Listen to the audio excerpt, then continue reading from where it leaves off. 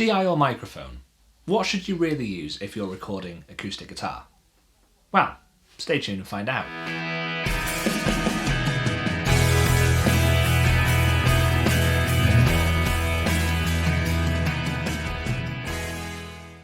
Hey, what is up everyone? My name is Chris Harvey. Welcome back to my YouTube channel. Thanks for tuning in to this video. As I mentioned in the intro, today we are talking about recording the acoustic guitar at home with a microphone versus a DI box or direct input. What has spurred on me making this video? Well, exciting times. I have some session work this week. Yeah, I'm recording again, it feels great, but I'm not doing it in a professional studio. I'm doing it here, at home, in my little office, which is not acoustically treated, not state of the art, but you can make it work. So before I tell you everything that you'll need to know to get amazing sounding acoustic recordings at home, just want to take a second to encourage you all to hit that subscribe button and give the video a thumbs up if you found it helpful. Now, let's get on with the video. So the most traditional way of recording the acoustic guitar is with a condenser microphone. So if you are going to use a microphone, the position of that microphone is really important. You want it to be pointed at the 12th fret and you want it to be 12 to 16 inches away from the guitar. Don't put it directly over the sound hole and don't have it so far away that you're not going to be able to pick up the sound of the strings and your fingers on the fretboard. You want to be able to capture as much of the guitar as possible. So the microphone that I'm using today is the SE Electronics X1S. Man, that's difficult to say. It's a really affordable condenser microphone. If you are just getting into recording, then I can definitely recommend it. I have left a link to purchase it down in the description. I do get a small kickback if you do use that link to purchase, so absolutely no pressure. Buy it from wherever you want to if you're considering it. But if you use that link, it just helps support the channel, and I'd appreciate that.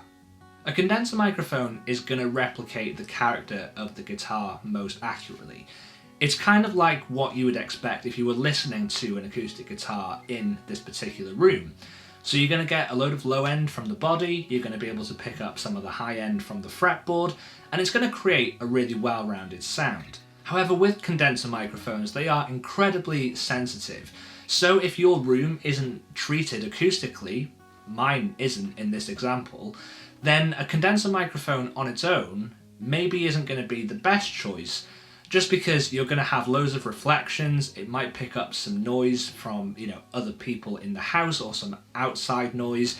So if that is the case, then maybe going direct in using a DI is maybe a better choice. Now, direct input only really works if your guitar is installed with a pickup. Now, my Martin has a pickup installed, but you can purchase sound hole pickups that can basically enable you to plug in and amplify the guitar. So what you would do is you would take a normal guitar cable and you would plug it into a DI box, or as my interface has a DI input, you can plug it straight into the front. Direct input is most associated with live performances. If you've played an electro-acoustic guitar at a gig, the chances are you've plugged it into a DI box, and that is just going to give you a direct signal.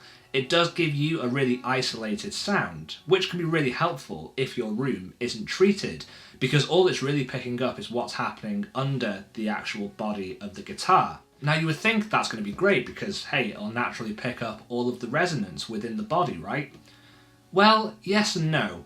It does give you a really full sound, but you do lose some of the nuance of hearing the guitar in the context of a particular room. It can sound really sterile, so on its own isn't always a great option, but by using your DAW, whether that's Logic or Pro Tools, you can definitely incorporate a more realistic sound to a direct signal.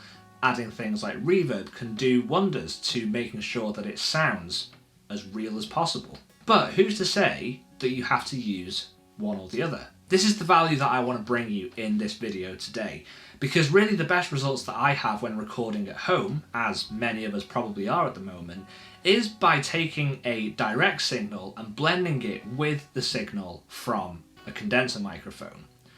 If you record these on two separate channels in your DAW, then you have complete control about how much of one or the other you want to have blended in to the acoustic sound on that particular track. Producers absolutely love this, so if you are doing session work, it's really great if you can give the producer both options, because then they can just pick and choose and mix it to taste.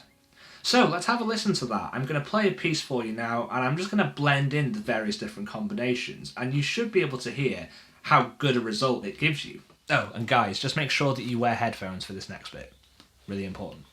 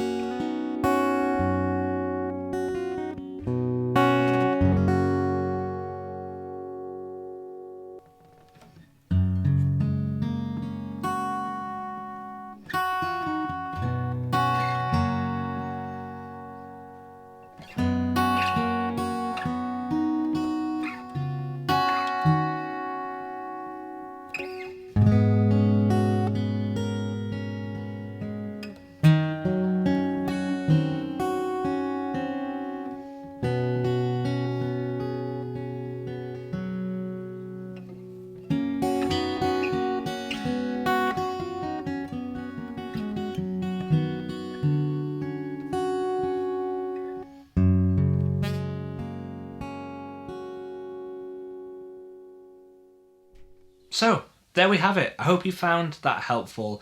The bottom line is both options really do have their merits and can create really good results. But the best results for home recording are when you basically use both of these options in tandem with each other. As always, thank you so much for watching this video.